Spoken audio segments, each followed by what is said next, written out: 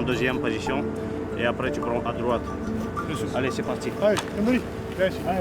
Alors ici on se situe au village combat, c'est-à-dire que c'est là où est fait spécifiquement l'entraînement soit en zone urbaine, soit en zone détruite. C'est là où sont enseignés les fondamentaux aux militaires, hein. Et donc malgré ces activités où on tire, où on se déplace, où on manœuvre, où on vient en véhicule, on retrouve toute une colonie d'oiseaux qu'on appelle les guêpiers, qui sont une espèce migratoire et qui reviennent chaque année. Ils vivent très bien malgré l'entraînement des militaires.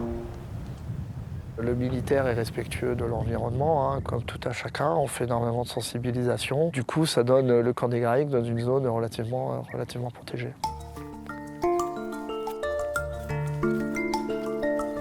Sur le site du camp des Garrigues, en fait, on a pas mal de travaux d'ouverture de milieux pour enrayer en fait, la dynamique de fermeture de la végétation et recréer une mosaïque en fait, d'habitats favorables pour les oiseaux des milieux semi-ouverts. Donc associé à ça, on a des actions pastorales en fait, pour entretenir les terrains avec des troupeaux de brebis.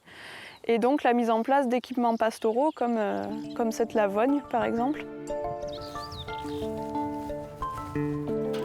On a construit 4 garennes à pierre sèche dans un enclos en fait, qui fait à peu près 1200 mètres carrés.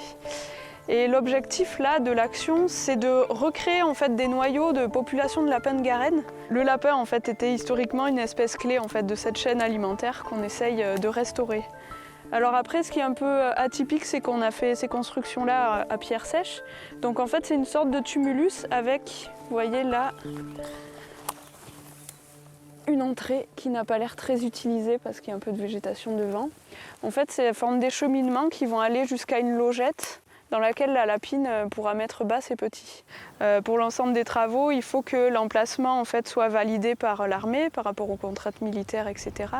Et puis pour les accès pour le chantier, ils nous ont prêté main forte sur des petites interventions ponctuelles sur le chantier de la Lavogne et sur le chantier des Garennes, donc par la section pionnier, comme ils sont venus le faire ici pour le débroussaillage. Donc les contacts sont assez réguliers en fait.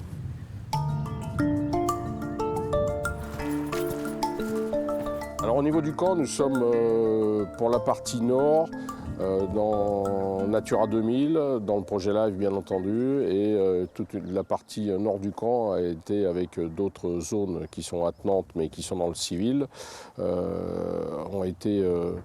sont devenus réserve mondiale de biosphère depuis l'année passée. On travaille plus spécialement avec le syndicat mixte des Gorges du Gardon, qui est en charge pour la région de tout ce qui est Natura 2000 et tous les suivis de LIFE sur zone.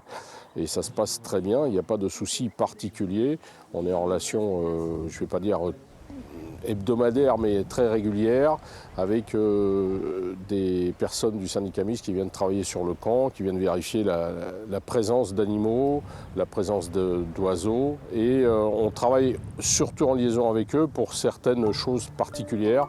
Lorsqu'on fait du désobusage et qu'on a des oiseaux migrateurs, c'est arrivé en 2014, on avait un couple de circaètes Jean Leblanc qui était en train de nidifier et on voulait désobuser dans la zone. Et on nous a expliqué que c'était mieux si on le faisait pendant la période migratoire. Donc on ne l'a pas fait à la période qui était prévue. On a décalé le calendrier pour permettre au circaète d'avoir son petit, comme ça de pouvoir l'élever. Parce que le fait de passer à côté, ça peut perturber l'oiseau et il peut partir du nid et laisser mourir le jeune.